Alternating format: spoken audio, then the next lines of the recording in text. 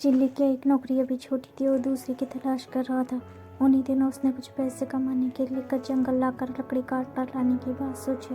वो एक बहुत सुहाना दिन था और शेख चिल्ली अपनी कुल्हाड़ी लेकर जंगल की ओर चला। जंगल में वो एक पेड़ पर चढ़कर एक बहुत मजबूत डाल को काटने लगा। उस डाल पर बहुत सारी चींटियां उसके पास से होकर जा रही थीं। शेख ने उनका बहुत बारीकी से अध्ययन किया।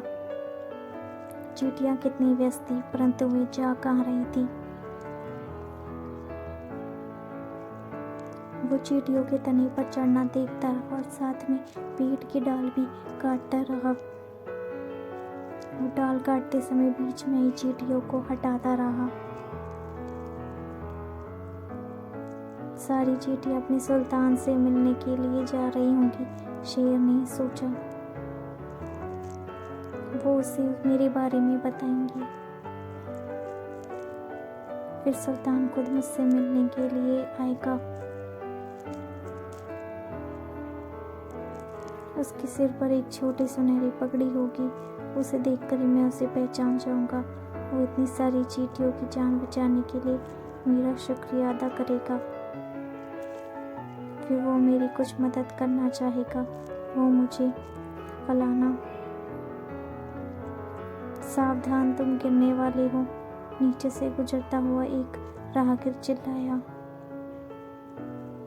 कर्र की जोरदार आवाज हुई और जिस डाल को शेख काट रहा था वो टूटकर नीचे गिरी और उसके साथ साथ शेख भी गिरा। तुम्हें चोट तो नहीं आई? राहगीर ने शेख को उठाते हुए पूछा। नहीं, शेख ने कहा। शेख भाग्यशाली निकला क्योंकि वो एक पत्तियों के ढेर के ऊपर जाकर गिरा। अच्छा, ये बताइए, आपको कैसे पता चला कि मैं गिरने वाला हूँ? क्या आप कोई ज्योतिष हैं?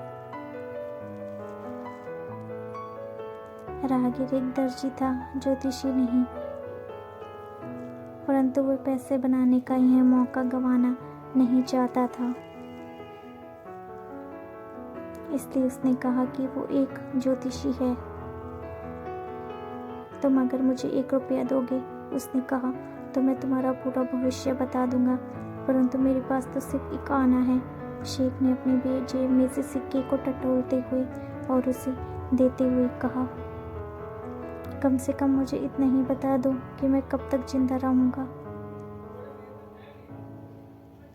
दर्जी ने शेख की हथेली को बहुत करीबी से पढ़ने का नाटक किया। मौत तुम्हारा पीछा कर रही है, उसने बड़ी गंभीरता से कहा। हाय अल्लाह, शेख ने आह भरी। परंतु ये तुम्हारी रक्षा करेगा। दर्जी ने अपनी जेब में से काला धागा निकालते हुए कुछ मंत्र पढ़ा और फिर शेख को धागे के गले में बांध दिया। जब तक धागा टूटेगा नहीं, तब तक तुम जीवित रहोगी।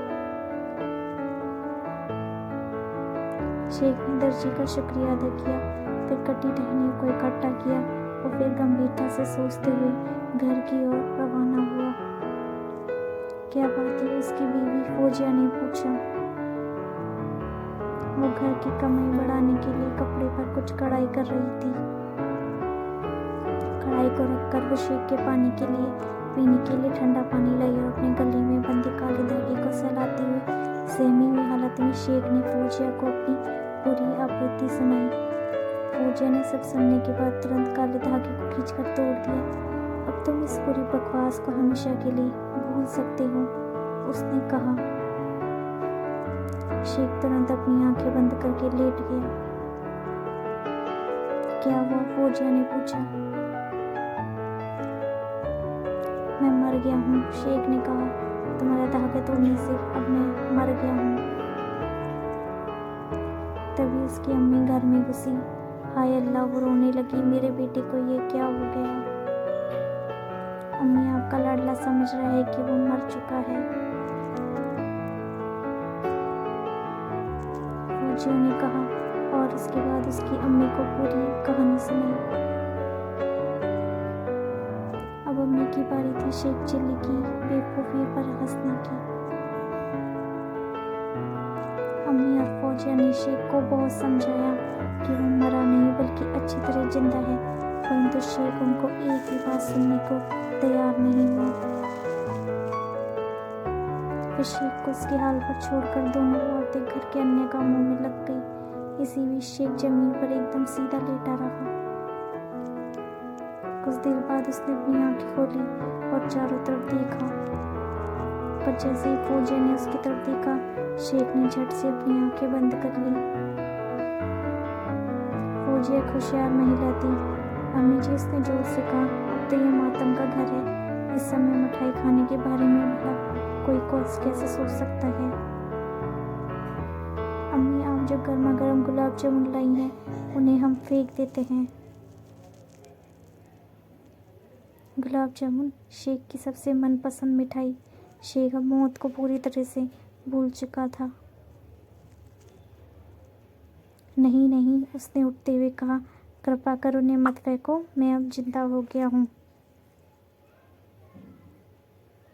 दोस्तों, अगर आपको भी शेख चिल्ली की मज़ेदार कहानी अच्छी लगी हो तो चैनल को लाइक और सब्सक्राइब कीजिएगा, ताकि आपको इसी तरह की और interesting stories time to time मिलती रहे। And thank you so much for watching. Thank you once again.